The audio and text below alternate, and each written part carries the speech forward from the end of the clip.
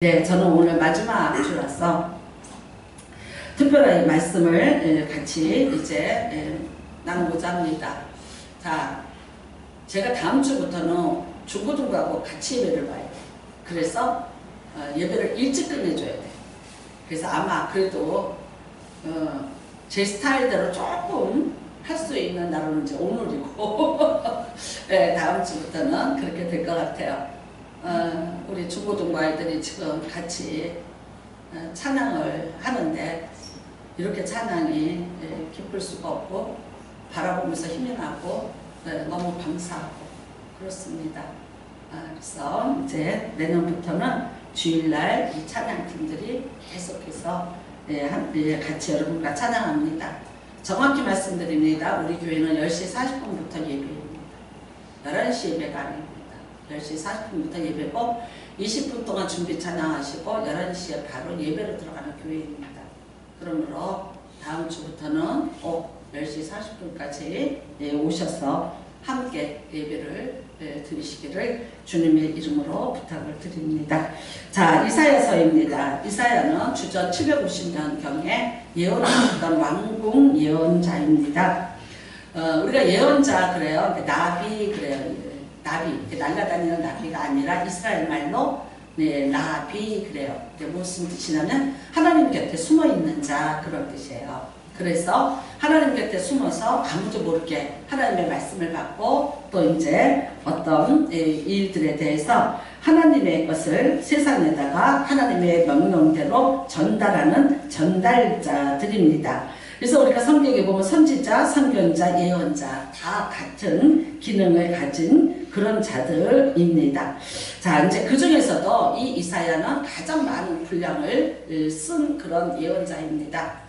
물론 이제 이 예언서가 앞에 이제 이사야서 제1 이사야, 제2 이사야가 있는데 나중에 이제 이사야서라든가 그 중간에는 많은 예언자들이 하나님 앞에 예언을 받고 내 이름으로 하는 것이 아니라 이사야의 이름으로 예언을 그렇게 했기 때문에 거기에 또 다시 편집이 돼서 들어가기도 해서 분량이 66장까지 제일 많은 분량이 되어 있습니다. 또 이제 이 이사야가 예언 사역을 할 때 가장 그 중요한 사건은 물론 히스기야 왕 때에 아수르가 침략한 사건입니다. 이사야가 예언을 할 때 그렇게 나라가 어려웠습니다. 그 당시에 아수르가 이제 우리가 보통 교과서에서는 아시리아 제국이라고 말합니다. 그 나라가 중동에 있는 모든 나라들을 다 연합을 해서 대제국을 만들었습니다. 뭐 어떤 곳이든지 다 휩쓸려서 들어갔고요. 네, 드디어 여기 북이스라엘도 이미 침략을 해서 다 무너져 버렸습니다. 그 다음에 이제 남아있는 것이 남유다고요. 남유다의 왕이 그 당시에 히스기야 왕이었고요. 그 다음에 그때 사역을 했던 선지자가 바로 이사야 선지자입니다. 여러분도 알다시피 이 이사야가 히스기야와 같이 이제 그 협동작전을 하죠. 히스기야는 이사야를 절대적으로 믿었고 이사야는 그 모든 전쟁과 나라가 이제 망해가는 이 모든 문제를 하나님 앞에 와서 성전에서 기도를 했고 그 다음에 하나님의 큰 그런 은혜가 임하여서 여러분이 알다시피 하룻밤 만에 18만 5천 년에 아수르 대군들이 송장으로 변하는 기적과 같은 일이 일어났던 그 선지자가 바로 이사야 선지자입니다. 뿐만 아니라 이 이사야는 이제 이후에 이 사람들이 또 바벨론의 포로로 끌려갈 것까지도 예언을 합니다. 그러나 70년 만에 다시 돌아오리라는 것을 예언을 합니다. 에레미야가 시드기야 왕 때에 마지막 왕 때죠. 그때 예언 사역을 했는데 나라가 망하리라. 그런데도 불구하고 너희가 반드시 70년 만에 돌아오리라고 말하죠. 그것을 믿을 수 있었던 거. 하나님이 그렇게 하라고 했지만 현실은 믿을 수 없는 상황이었죠. 모든 고관 대작들이 다 끌려가고 죽임을 당하고 뿐만 아니라 다 이미 애국 쪽으로 이집트 쪽으로 피난을 떠나는 그런 상황이었습니다. 그럼에도 불구하고 하나님이 설득하는데 그거를 믿을 수 있던 근거가 뭐였냐? 이사야가 예언한 것을 에레미야가 알고 있었기 때문입니다. 그래서 이 이사야의 예언은 이만큼 이제 중요합니다. 뿐만 아니라 이제 39장까지는 1장에서 39장까지는 이스라엘 백성들의 죄악에 대해서 아주 준엄한 하나님의 진노와 심판을 예언을 하게 됩니다. 우리가 아시다시피 이사야서 1장에 보면 너희가 예배를 잘못 드렸다는 거죠. 예배를 드리는데 어떻게 해요? 성전 뜰만 밟고 갔다라고 말하고요. 그러면 너희가 오면서 내게 뭔가 재물을 줬는데 나는 그게 싫다. 왜 싫으냐? 너희 손에 피가 가득함이라고 했어요. 그래서 죄를 지으면서도 하나님 앞에 와서 짐승 한 마리 바치고 또 이제 제사를 드리고 가면 내 그 죄가 다 사해졌다는 그런 생각, 그리고 나가서 또 똑같은 죄를 짓고 사람들을 괴롭히고 이러는 것을 반복하고 있는 이스라엘 백성들의 그 뻔뻔함에 대해서 하나님이 매우 진노를 하셨습니다.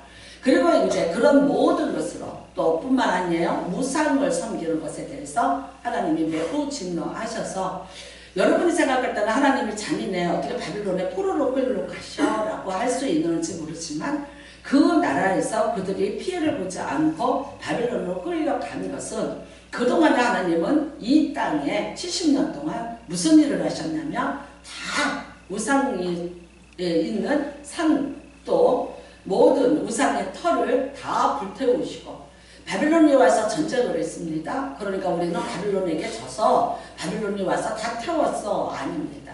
하나님이 바빌론을 보내서 그 땅을 다시 하나님의 땅으로 정화시키는 작업을 하신 겁니다. 바빌론에 포로로 끌려갔어가 아니라 바벨론이라는 강대국에서 안전하게 보호받을 수 있도록 하셨던 하나님의 배려입니다. 여러분, 우리는 어떤 단어를 놓고 어떤 사건을 보고 내 맘에 들지 않고 또 시대적인 해석이 어떤지도 모르면서 이렇게 하는 거는 하나님은 너무 잔인해. 이렇게까지 하실 거는 없는 거잖아. 라는 말을 참 많이 할 때가 있어요. 근데 분명히 아셔야 돼요. 하나님은 잔인한 분 아니에요. 하나님은 선하신 분이에요. 하나님은 그렇게 하시는 것이 우리에게 합력하여 선이 되게 하시려고 늘 하시는 거예요. 여러분이 성경을 읽을 때도 이거를 항상 잊지 마시고 하나님이 선하시다는 것을 가지고 여러분이 성경을 보셔야 이해가 되는 거고요. 여러분의 삶에 나타나는 어떤 사건도 하나님은 선하시다를 인식하시고 거기에서 벗어나지 말고 그 믿음을 가지고 다시 여러분의 삶에 나타나는 어떤 고난이든지 무슨 일이든지 해석을 하셔야 하지만 하나님이 왜 그러시는가에 대한 깊은 뜻을 알 수 있다는 거예요. 하나님은 독선적이지도 않아요. 잔인하지도 않아요. 자기를 위해서 일하시는 분이 아니에요. 하나님은 하나님의 택한 백성을 위해서 일하시고 계획하시고 그리고 그것을 집행해 가시는 분이십니다. 때로는 그렇습니다. 우리가 몸뚱이에 내 몸에 암병이가 있어요. 그러면 어떻게 돼요? 그냥 암이냐 이게 아니죠. 의사는 잔인하게 나를 잠들여 놓고 내 사지를 다 묶어놓고 내 피부를 가르고 메스를 대면서 다 잘라내서 그 부위를 다 끊어내고 건져내는 그런 것을 하죠. 왜? 살리기 위해서 하는 거지 의사가 잔인해서 하는 것이 아니고 나를 죽이려고 하지 않는다는 걸 우리는 알아요. 그렇다면 여러분 하나님이 행하시는 이 일에도 분명히 그러리라는 믿음과 확신을 가지셔야지만 하나님을 이해할 수가 있는 것입니다. 이스라엘 백성들이 포로로 끌려가는 것, 그거는 배려였고 그거는 보호였다는 것을 우리는 깨달아야 됩니다. 거기 가서도 이들은 안전하게 안전지역에서 보호받고 있었던 것을 볼 수 있고요. 이 땅을 다 정화시켰습니다. 그 다음에 그 사람들이 거기에서 회개합니다. 왜 우리가 우리 땅을 잃었을까? 우리가 하나님의 말씀을 어겼고 지키지 않았음이라는 걸 깨달았을 때 하나님은 다시 그들을 이 정화된 땅으로 느헤미야를 시작해서 에스라를 시작해서 불러들이셔서 다시 새로운 하나님이 다스리는 땅으로 만들어 주시는 것입니다.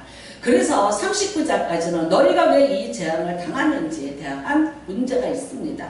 그러나 40장부터 하나님은 반드시 내가 너희를 어떻게 회복시켜 줄 건가에 대한 그 회복의 미래와 그 다음에 그것에 대한 하나님의 축복들을 이제 말씀을 하시면서 이 백성들을 위로하기 시작을 하십니다. 그리고 이제 이것이 쭉 내려가서 이사야서 60장에서는 아주 절정을 이루게 됩니다. 일어나라 빛을 발하라 라고 말씀을 하셔요. 포로로 끌려간 수치, 그 다음에 또 이스라엘 백성들에게 내 땅을 다 뺏겼던 수치, 그 다음에 전쟁에 졌다는 거, 그 다음에 남의 땅, 이방인의 땅에 가서 하나님 앞에 제사도 드리지 못하면서 살았던 그런 수치. 그러나 하나님은 해석이 달랐습니다. 내가 너희를 새롭게 해서 다시 내가 너희를 데려왔어. 그러면서 이제 새롭게 일어나라. 빛을 발하라고 말씀을 하십니다. 그 다음에 이제 61장에는 드디어 하나님의 영이 운행하시고 역사를 하시게 됩니다. 그래서 주 여호와의 영이 내게 임하셨으니 라고 말씀을 하시고요.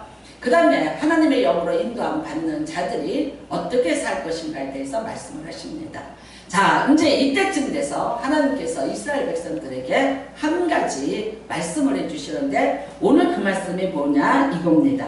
새로운 여러분 정체성을 부여해 주시는 거야. 이스라엘 백성들은 이런 상처를 갖고 이런 수치를 가지고 있어요. 근데 이제는 아니에요. 내가 너희들에게 새로운 이름을 지어줄게 라고 이름을 지어주셨어요. 그 이름이 뭔지 아세요? 너는 하나님의 제사장이요 봉사자라는 것입니다. 여러분, 그래서 이 사람들 제사장이라 일컬음을 받을 것이라 사람들이 너희를 우리 하나님의 봉사자를 할 것이며 너희가 이방 나라들의 재물을 먹으며 그들의 영광을 얻어 자랑할 것이니라.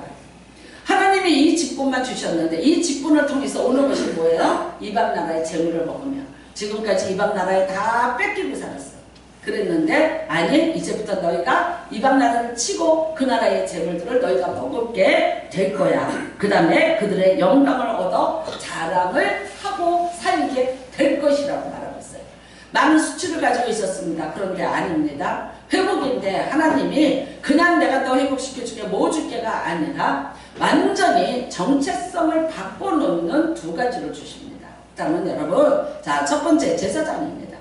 우리가 알기에 제사장은 아론의 그 아들들만 내려가는 걸로 알고 있습니다. 레위 지파였지만 되는 것입니다. 이스라엘을 이끌고 가는 양대 산막입니다. 왕입니다. 제사장입니다. 두 권력입니다. 근데 하나님은 항상 하나님이 다스리는 국가가 되기 위해서 왕과 제사장들이 싸우면 누구 편을 들어줬냐? 제사장 편을 들어줬습니다. 여러분의 아들시피 사무엘과 사울이 분쟁을 합니다. 누구 편을 들어줬습니까? 사무엘이 손을 늘 들어주셨습니다. 그러니까 여러분, 하나님의 제사장이라는 것은 하나님께서 이렇게 특별히 세워놓으신 거예요. 한 번은 12지파들이 따졌습니다. 너만이냐 그랬어요. 아론이 조금 이제 이렇게 대제사장으로서 하니까 너만 이러냐 그랬어요. 그랬더니 하나님 뭐라 그래요? 야, 너네들 들고 있는 지팡이들 다 갖고 들어와 그래요. 그리고서 내 방에다 갖다 둬. 내 방이 어디예요? 지성소죠. 그렇죠? 하나님의 방에다 갖다 둬 그랬어요. 그리고 그 다음날 들어와 봐 그랬어요. 들어왔더니 어떻게 됐어요? 다른 지팡이는 지팡이에요. 근데 아론의 지팡이에는 싹이 나고 꽃이 피었어요. 그러니까 이것으로서 제사장이라는 것이 하나님이 어떻게 관리하고 어떻게 다른지를 정확히 가르쳐 주셨어요. 우리는 여러분 레위기부터 민수기에 보면은 이 제사장들에 대해서는 하나님이 특별히 관리하시는 것을 볼 수 있습니다. 그들은 옷도 달랐어요. 예식도 달랐어요. 그 다음에 그 레위 지파는 전쟁터도 나가지 않았어요. 농사도 짓지 않았어요. 하나님이 특별히 관리하면서 뭐만 해라? 하나님 나라의 봉사자로서 일하라고 했습니다. 여러분, 그런데 하나님은 오늘 뭐라고 얘기하시냐? 너희가 다 그런 제사장이 되기를 원한다고 말씀하고 계십니다. 여러분 이사야서 66장에 보면 너희는 나에 대해서 제사장이라. 네, 너희는 다 제사장이라고 말씀합니다. 하나님의 꿈은 뭐예요? 여러분이 제사장이 되기를 원하는 거예요. 여러분이 다 왕같은 제사장이 되기를 원하는 거예요. 그래서 베드로전서 2장 7절을 보면 뭐라 그래요? 너희는 택하신 족속이요 왕같은 제사장이라고 했습니다. 결국 여러분은 하나님이 다시 우리에게 주고 싶은 우리의 정체성입니다. 이거는 여러분은 제사장입니다.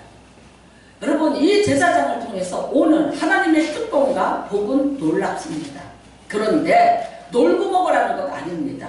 가만히 있으라는 거 아닙니다. 제사장은 제사장의 직분에 맞는 일을 해야 됩니다.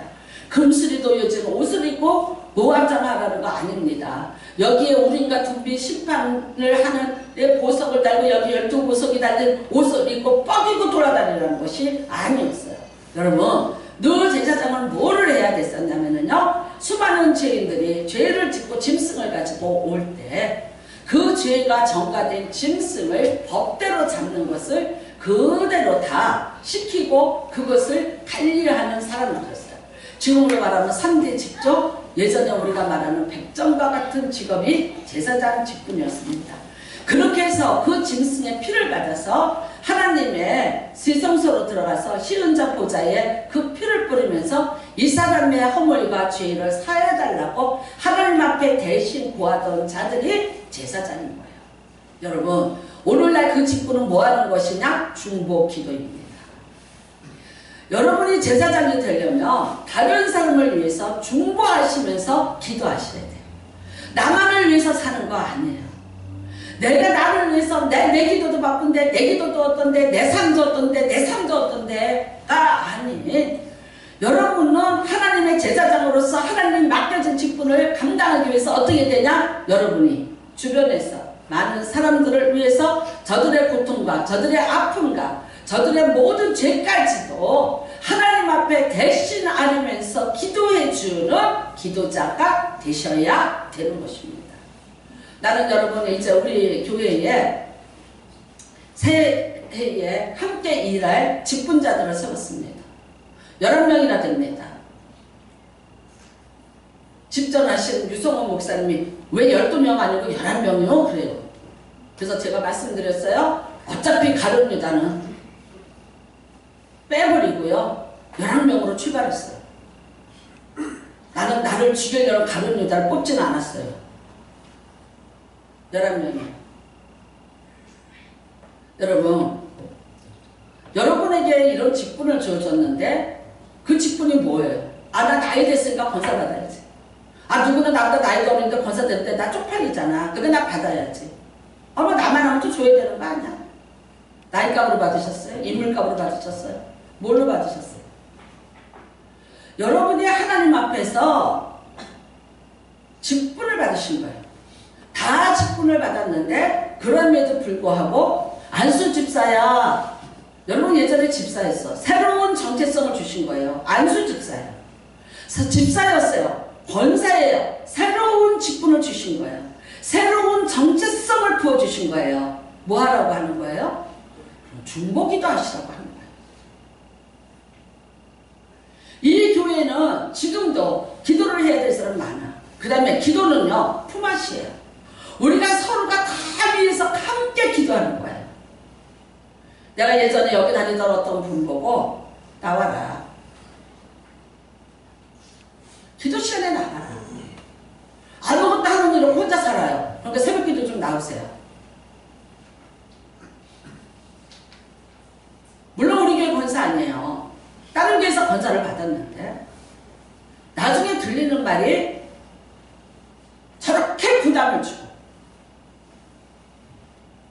나는 이 교회 못 다녀. 그 다음에 내가 이런 말 했어요. 수요예배 때. 보이면 더 기도 많이 하거든. 안 보이면 나도 잊어버려. 당연한 거예요. 그 얘기했더니 안 보이면 더 기도를 해줘야지. 안 보이면 더 기도해요. 아파서 그렇든지 연약해서 그렇든지 초신자든지. 권사가 돼서 안 보이는 게 문제지 안 보여서 기도 안 해주는 목사가 문제예요? 떠들고 나갔어요. 누가 저한테 물어봤어요. 신방 안 가냐고. 원래 안 가요. 더 안 가요.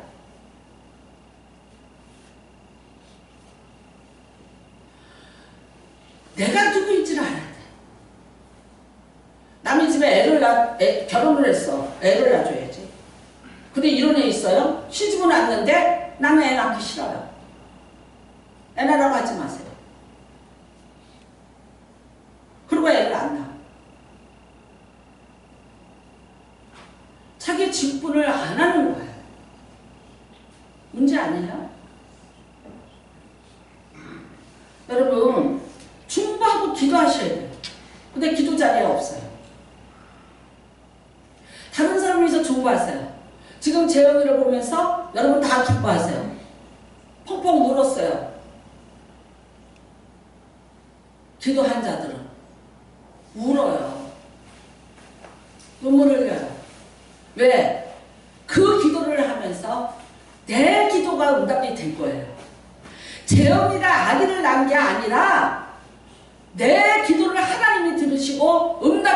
오셨다고? 지금 저 아기 핏덩이를 보면서 뭐를 보냐? 내 기도에 대한 결과를 보고 있는 거예요.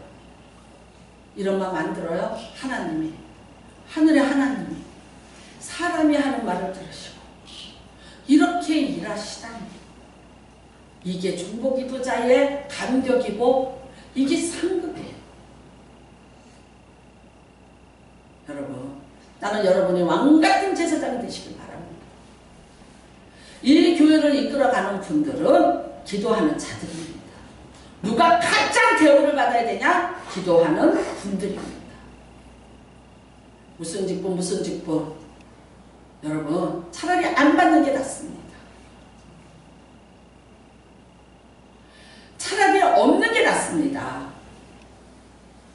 그냥 그대로 사는 게 나아요. 직분을 받았는데도 불구하고 그 직분에 대한 감각도 없고 의미도 없어요.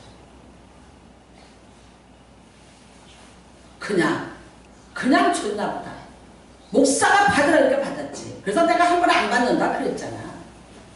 근데도 줬는데 뭘? 라고 하실래요? 누구한테 받았어요? 소명식한테 받으세요? 당장 가서 그거 깨버리세요. 하나님 앞에 받으시는 줄로 믿습니다. 하나님이 주신 거라고 믿고 받으신 줄로 믿습니다. 그렇다면 제사장으로서의 직분을 감당하십시오. 하나님 앞에서 여러분, 제사장이라는 것은 얼마나 귀한 존재인지, 왕보다도 더 귀하게 여겼다. 하나님이 그렇게 제사장을 가지고 뭐라 그러니까 하나님이 대신 서서 싸워주시면서 그 아론의 지팡이에서 싹이 나고 그 밤에 꽃이 피게 만드셨던 분, 그 하나님이십니다. 얼마나 귀하게 여기셨는데 왜 여러분은 여러분의 직분에 대해서 귀하게 여기지 않으십니까? 왜 그 사명을 감당하지 않으십니까? 자신에게 이름이 주어졌으면 그대로 사는 것입니다. 제가 말씀드렸습니다. 답게 사는 게 얼마나 힘든 건지. 목사가 목사로 사는 게 얼마나 힘든지 아십니까? 차라리 안 되면 더 좋았을 법한 일들이 많이 있을 수 있습니다. 뭐라고 했겠습니까? 분명히 깨달으시길 바랍니다. 그 다음에는 두 번째입니다. 하나님의 봉사자라. 여러분, 사도행전 1장에 보면 가룟 유다 대신에 한 사람을 뽑습니다. 뽑을 때 분명히 말합니다. 봉사와 사도의 직무를 대신할 자라고 했습니다. 뽑는 목적이 있습니다. 봉사와 하나님의 사도의 직무를 대한 곳입니다.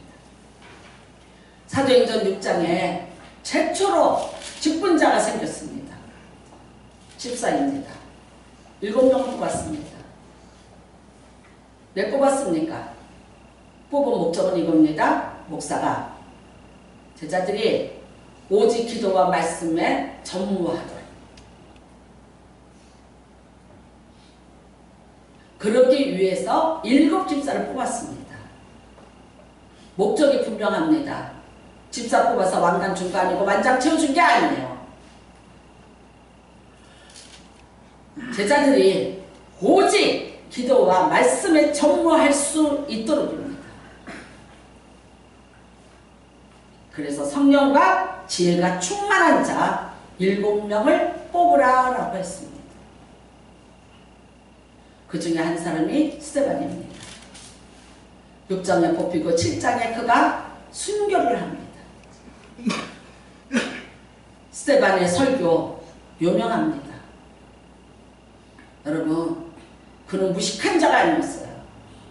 하나님의 성경에 대해서, 하나님의 말씀에 대해서, 하나님의 존재에 대해서 자신의 그 민족의 성경적 역사를 꿰뚫고 있었던 사람이 스데반이었습니다.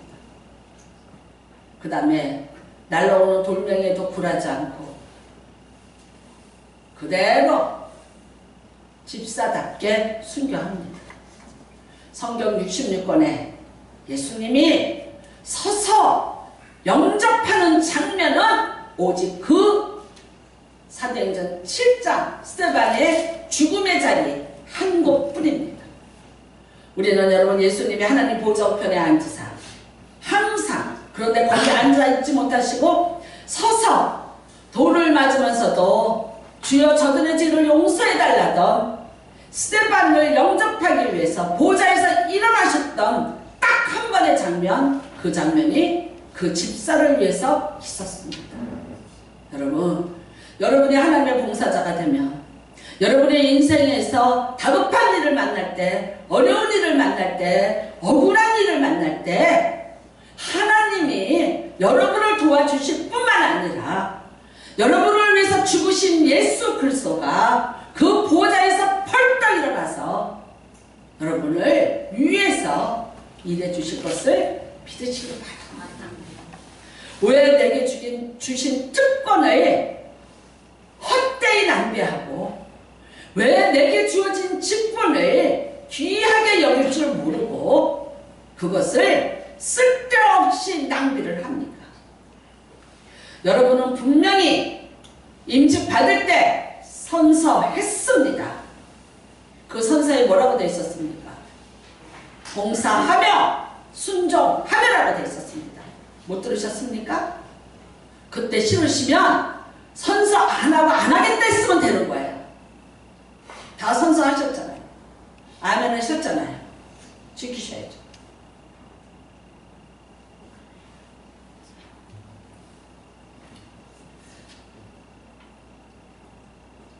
베드로전서 4장 19절에 서로 대접하기를 원망 없이 하고 각각 은사를 받은 대로 하나님의 여러 가지 은혜를 맡은 선한 청지기 같아서 같이 서로 봉사하라. 만일 누가 말하려면 하나님의 마음으로 하는 것 같이 하고 누가 봉사하려면 하나님이 공급하시는 힘으로 하는 것 같이 하라. 여러분, 서로 대접하기를 원망 없이 하라. 초대교회 7 집사를 뽑은 이유가 뭔지 아세요?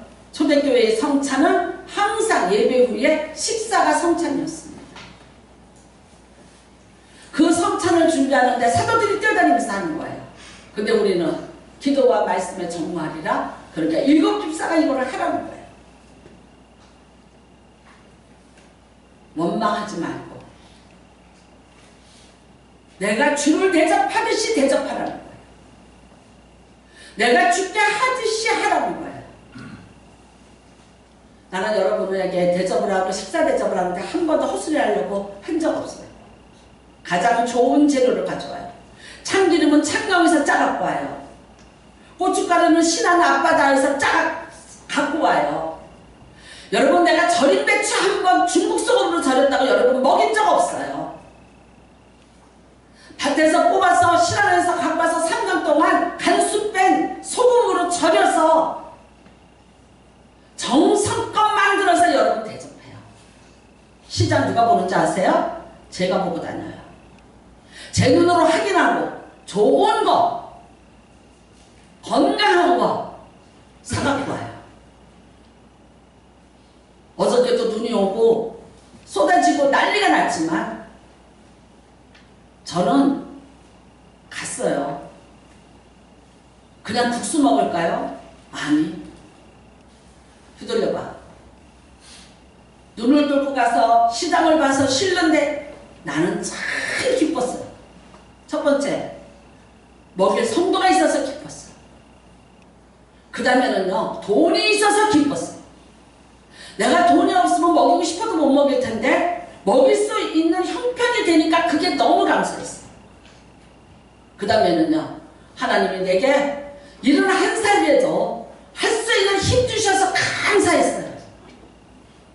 저 요즘에 진짜 기쁘고 행복한데 핸드폰에다가 이제는 지갑에다 안 넣고 다녀요. 왜냐면 지갑을 자꾸 잊어버리더라고. 이제는 핸드폰에다가 주민등록증을 끼고 다녀요. 왜 그런지 아시죠? 보자는 데가 있어요. 할인을 받으려고 저기 추어탕집에 가면 1,000원을 할인해줘. 65세 이상. 그래서 내가 1,000원 할인하라고 그랬더니 주민등록증 주세요 이러는 거야. 얼마나 기쁜지 빨리 해줬어. 그리고 그 다음에 듣는 말이 더 기뻐. 어머 너무 젊어 보이시니까요. 내 코를 줄 알았지. 얼마나 기뻐, 얼마나 행복해. 내가 그 눈이 오는데도 나중에는 내가 너무 많이 사갖고 이거를 끌 수가 없었어요. 순간에. 아우 하나님 나 이거 못 끌어요. 근데 기가 막히게 여기다 농협 명찰 난 사람이 나타난 거야. 그래서 제가 그랬더니 여기에다 차 한 대까지만 갖다 주세요. 근데 내가 얼마나 똑똑해. 얼른 차문을 열었지. 그랬더니 다 싸서 넣어주면서 조심해서 가십시오.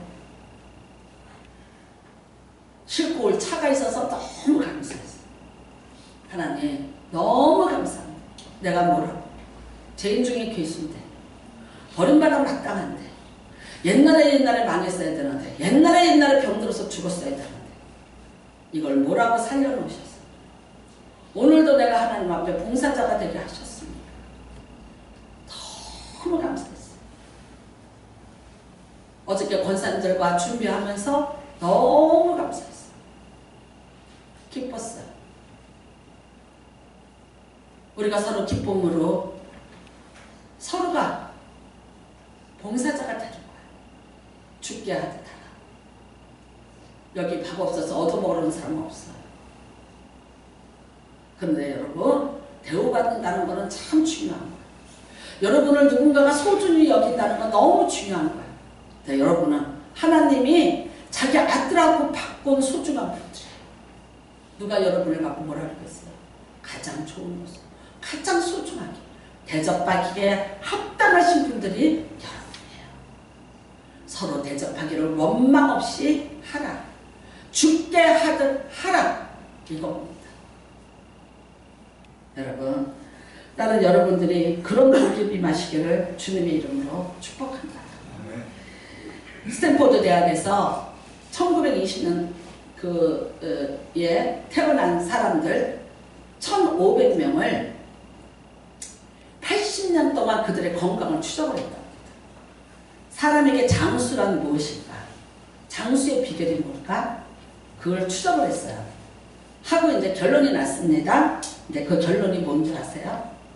물론 타고난 유전자 있어야 돼요. 그 다음에 그 검사를 할 때 세계 2차 대전이 나서 건강했던 사람이 많이 죽었어요. 그러니까 그런 어떤 특별한 일에 장수의 복을 못 누리는 사람이 있어요. 근데 이제 그거 빼고예요. 그거 빼고 장수를 누리는 사람들의 특징이 뭔지 아세요? 사회성이 뛰어나다는 거예요. 사회성. 그 다음에는요, 봉사하는 자가 오래 살더라. 가장 수명이 짧은 사람이 의사랍니다. 근데 그걸 말해주는 분이 의사 선생님이에요. 서울대 의사 선생님이신데 그분이 이런 말 하시더라고요. 내가 의사가 되는 목적이 뭐였냐는 거야. 내가 의사가 돼서 가장 많은 돈을 벌고 내가 이 명예를 가지고 잘 살아야지 하고 의사가 된 사람은 스트레스를 빨리 죽는데, 근데 내가 수고해서 한 사람을 살려고 그러는데 그러면은 살아나는 것을 보고 모든 스트레스가 다 해소가 되면서 자기 안에 엔돌핀이 돌아가면서 면역력이 생기면서 다시 건강을 회복한다. 그러니까 뭐라 그래요? 자기 같은 의사에 대한 사명을 가지고 사는 사람은 오래 살더라고요. 그 다음에 오래 사는 사람 2번이 성직자예요. 근데 3번이 누군지 아세요?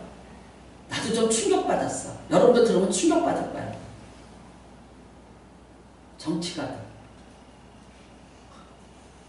아니 우리나라 정치가 국회의원 말고 딴 나라에 있나? 근데 이 정치가들이 왜 오래 사냐면 이거 있대요. 내가 힘이 있으니까 도와줄 수 있어.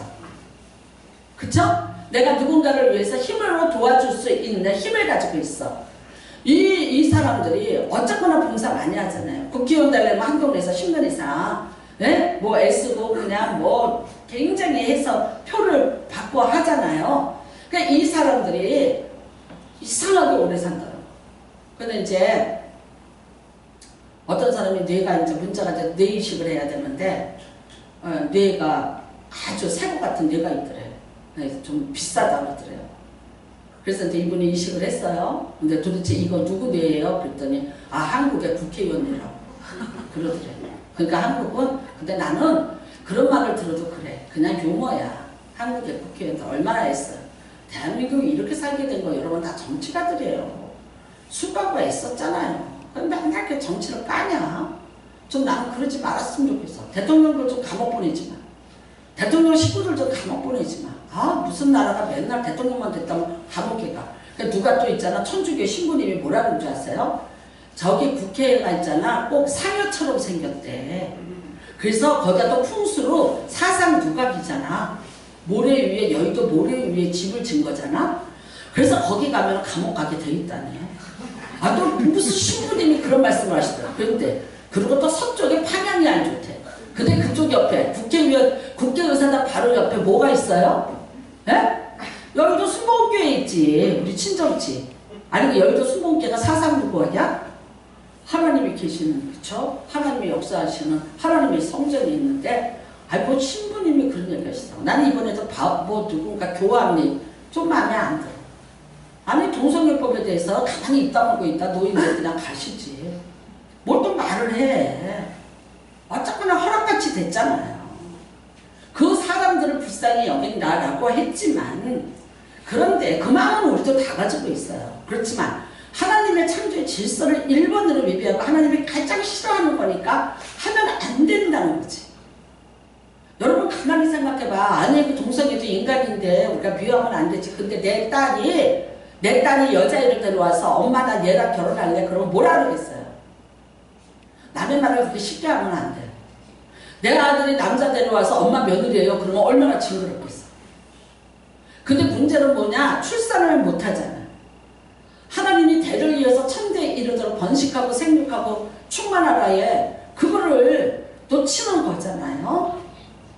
그래도 여러분 우리 고양시 기가 막히더라. 신천지가 일산 동구에 LG 물류센터 나 어딘지 알거든요. 근데 그거를 인수했대. 그래갖고 그거를 신천지 성전으로 만드는 거예요. 근데 그 주변에 학교가 18개가 있대. 뭔 말인지 알죠? 얘네들은 학생들을 포섭해요. 3,000원씩 주면서. 근데 고양시의 목사님들이 다 들고 일어나서 고양시 시장을 쫓아가서 난리를 쳤어요. 근데 고양시 시장님이 철수해 줬어요. 그래서 지금 부산에도 있고 그게 뭐 어디에도 있고 인천에도 있고 지금 신천지가 계속 그렇게 하는데 고양시에서 이렇게 그러니까 고양시장의 특권으로 이거를 철수할 수 있대요. 그러니까 다른 시장들도 이제 그렇게 할 수 있을 것이다. 그래서 우리 고양시가 아주 그냥 모범 사례를 하나 보여줬어요. 그러니까 정말 고양시 목회자님들이 다 들고 일어나서 그렇게 하셨답니다. 여러분 내가 누구에겐가 인정받고 내가 어느 공동체에선가 인정받는 이건 큰 축복입니다. 건강이세요. 여러분이 굉장히 건강하게 오래 살 수 있어요. 내가 누구인 줄 알고 내게 맞는 정체성대로 내가 나의 이름대로 살아내는 거 이거 굉장한 복이에요. 그 다음에 여러분이 그렇게 좋아하시는 건강이라는 거 거기 옵니다. 여러분 원합니다.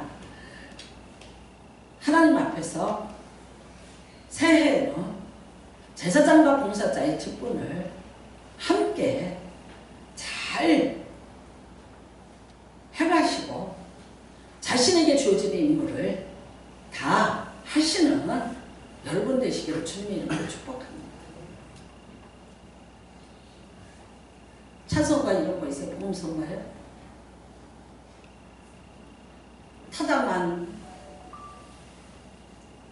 불타다가만 나무 연기만 났다. 성령으로 거듭나죠. 성령은 여러분 늘 채워야 돼. 성령은 나무에 물이 빠져들어가듯이 이게요 늘 이게 빠져나가요. 성령은 그래서 어떻게 되냐? 또 채우고 또 채워야 돼. 내 안에서 성령이 소멸되지 말아요. 성령이 여러분 안에 계셔서 여러분을 주장하게 하셔야 돼요. 여러분의 생각으로 여러분의 편견으로 주장하려고 들지 마세요. 남의 얘기로 주장하려고 들지 마세요. 또 누구 이런 말해요. 그 사람은 안 하는데 왜 나는 해요? 되게 어리석은 말이에요. 하나님이 내게 갑절의 복을 주시는 건 뭔지 아세요? 그 사람이 안 하는 거 내가 갑절로 하게 해서 내가 갑절의 복을 받는 거예요. 다시 한번 해석을 잘 해보세요. 얼마 사실래요? 어둠밤 10월이에요. 언제일지 아무도 몰라요. 여러분의 마지막이 언제라고 아는 사람 여기 있어요? 몰라요. 100세라고요? 누가 그랬어요? 내가 지금 건강하니까요. 내가 지금 건강해서 아무 일 없었는데 제가 2011년 2월 7일 강권사님 조카딸 28살 먹으래 유방암 걸려서 일산 암센터에 입원했는데 권사님이 신방 가서 기도해 주세요. 그래서 나는 암센터를 처음 들어가 봤어요. 그 다음에 거기 8층이 유방암과 자궁암, 난소암의 층이에요. 2번 쓴 여자들을 거기서 봤어요. 머리가 다 빠져서 2번 쓰고 왔다 갔다 하는 이상한 여자들을 봤어요. 나는 그날 이상한 곳을 와 본 거예요. 너무나 이상해서 너무나 충격받았어요. 그날따라 진눈깨비가 되었어요. 제가 그 밤에 기도를 해주고 내려오면서 뭐라고 떨면서 했는지 아세요? 살아서 절대 이런 데는 들어오면 안 돼. 주차장까지 내려가서 차를 끌고 오는데 아니 오사리 기도원의 무덤에서 소리 지르는 여자가 덜덜덜덜 떨리는데 다리에 힘이 안 들어가. 악셀을 못 밟겠는 거야. 살아서 절대 오면 안 돼. 그랬어. 그게 화요일날 저녁 7시 수요일날 예배 갔다 와서 목요일날 아침에 새벽기도 갔다 와서 누웠다가 일어나는데 뭐가 손끝에 이상한 게 하나가 툭 걸려. 이거 뭐야? 그래서 빡 눌러봤어. 그랬더니 돌멩이가 딱 잡혀. 와! 하고 뛰어나갔어. 어머! 나 안 걸렸잖아! 그 즉시 갔어요. 아니다. 오후 4시에 다시 와서 조직검사 하세요. 가서 조직검사 하는데 조직검사는 의사가 한숨을 이리 쉬고 저리 쉬어요. 제가 조금은 알아듣잖아요. 하나가 4cm, 하나가 3cm. 암이 2군데에 4cm, 3cm가 있어. 내가 그럴 줄 누가 알았어? 나 아무렇지도 않았어요. 근데 수요일날 놀랍게도 우리 친구 하나가, 목사 친구 하나가 전화 왔어. 너 혹시 괜찮냐? 별일 없니? 걔는 기도하는 애니까 뭐가 느낌이 있었던 거야. 근데 제가 뭐라 그랬게? 야, 괜찮지. 야, 3년 동안 감기도 한번 걸렸어. 걱정하지 마. 그래, 다행이다. 그러고 끊었어. 근데 목요일날 내가 암 2기 환자가 됐어. 여러분, 사람의 인생 모르겠더라. 그때 제가 하나님 앞에 울면서 회개했대. 회개가 뭐예요? 나는 한 번도 죽도록 충성을 못해. 내가 하나님 앞에 죽어서 가는 거는 내가 괜찮은데 내가 생명의 면류관을 써야 되는데 한 번도 죽도록 충성하라. 그래야만 나에게 생명의 면류관을 주라. 한 번도 못 해본 거야. 내가 살려달라고 애걸 한 건요, 딴 거 아니에요. 한 번만 나에게 기회를 달라. 내가 남은 인생 하나님 앞에 좀 더 쓰임받고 내가 충성하다 갈게요. 누군가 말했어요. 암에 걸려서 항암했어요. 쉬세요 라고 했어요. 우리 교회 맡겠다는 어떤 총장도 있었어요. 여기 또 부목사는 발을 동동 누르면서 내가 맡을 걸 했어요. 아무도 내 병에 대해서 염려를 해주는 게 아니라 이 교회 통째로 먹을 인간들만 연락이 오더라. 근데 제가 한 번도 안 빠졌어요. 여기서 설교하다 몇 번 쓰러졌습니다. 항암이라는 게 장난인 줄 아세요? 항암 6병씩 맞고요. 여기 와서 설교하는 게 장난 아니에요. 그런데 한 번도 안 하셨어. 왜 하셨는지 아세요? 죽어도 그냥 이러다 죽어야 나 천당 갈 것 같았어. 죽도록 충성하라 한 번도 못 해봤어. 내가 어떻게 가서 생명의 면류관을 쓰나? 근데 나 죽으면 가야 될 될 거 아니야. 개털 모자 쓸 수 없잖아. 생명의 멸류관 써야 될 거 아니야. 근데 어떻게? 난 준비가 안 됐어. 그래서 이때가 기회인 거야. 이러다가 죽으면은 가서 멸류관 얻어 써야지. 죽어도 해야지. 다 말리셨어요. 설교하다 3번 쓰러졌어요. 흉내 내느냐고 서 있었어요. 다급했어요.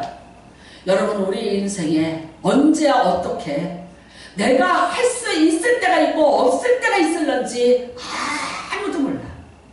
오늘이 내가 하나님 앞에 할 수 있는 날이에요. 나이를 먹으면 아파요. 힘 빠져요. 그런데 아프다는 얘기해서 그 사람이 나 고쳐줄 것도 아니에요. 나는 우리 남편한테 이런 말 들었어요. 너는 참 암체질인가 보다. 무슨 말이야? 그랬더니 어떻게 그렇게 딴 사람 같지 않고 잘 견디니? 그래. 나는 그래서 암체질이란 말이 있는 줄 몰랐어. 이런 무식한 말을 하다니. 아니 근데 내가 아픈데 아프다고 말하면 뭐 할 거냐. 내가 아프다고 징징거리면 누가 들어요? 사람을 듣고 짜증내지. 불쌍해서 어떡하나 하는 사람은 없나니 하나도 없어요. 김병의 효자 열려 없어. 두 번째 누가 들어요? 귀신이 들어요. 너 아프지? 너 아프지? 그럼 아파야지. 그럼 아파야지. 아프고 말고 아프고 말고. 그래서 어떻게 되더라? 아프도록 하더라. 그래서 입담을 보는 거야. 입담. 그 다음에는요. 나는 내 약점 보이기 싫어요. 내가 약하다. 내가 못한다. 말하기 싫어요. I can do it in Jesus Christ. 주 안에서 능력 주시는 자 안에서 내가 모든 것을 할 수 있느니라. 여러분, 우리는 그렇게 지음을 받았고 우리는 지금 그렇게 복을 받았고 우리는 그렇게 지금도 하나님이 인정하고 계신 거예요. 스스로가 멸경을 벗어버리지 말고 스스로가 월계관 벗지 마세요. 하나님은 그렇지 않다는데 왜 본인이 본인을 그렇게 낙후되게 만들어 놓습니까? 오늘 이후로 여러분 새해가 됩니다. 새해가 됩니다. 두 가지입니다. 너는 하나님 앞에 제사장이라 중보기도하러 오십시오. 많은 사람들을 위해서 우리는 중보해야 됩니다. 나라를 위해서 기도해야 됩니다. 성교를 위해서 기도해야 됩니다. 세계 복음을 위해서 기도해야 됩니다. 우리 모든 성도들 기도받는 자는요 알아요. 기도해주는 자를 존경하고 사랑하고 따라요. 아무리 나를 따르고 나를 보라 해도요 인물 보고 따라가는 거 아니고 돈 보고 따라가는 게 아니에요. 나를 위해서 진정으로 기도 한마디 해주는 사람을 따라가게끔 돼 있는 거야. 리더는 기도터에서 리더입니다. 그 다음에는 행복한 봉사자가 되시기를 주님의 이름으로 축복합니다. 그래서 오늘 보십시오. 하나님이 그런 자에게 복을 주시는데 너희가 이방 나라들의 재물을 먹으며 그들의 영광을 얻어 자랑할 것이니라. 너희가 수치 대신에 보상을 배나 얻으며 능력 대신에 목구로 말미암아 즐거워할 것이라. 그리하여 그들의 땅에서 갑절이 나고 영원한 기쁨이 있으리라. 이것이 하나님이 봉사자와 제사장에게 주는 약속의 복입니다. 다 받아서 누리시기를 주님의 이름으로 축복합니다. 이것이 말씀으로 되어 있지 않고 지금쯤 화폐로 됐거나 금덩으로 되어 있으면 서로 뺏으려고 난리칠걸? 그런데 이게 말씀으로 되어 있으니까 시집걸러가지. 그게 뭐예요? 믿음 없다는 뜻이야. 그 다음에는요 성령이 이미 소멸됐다는 뜻이에요.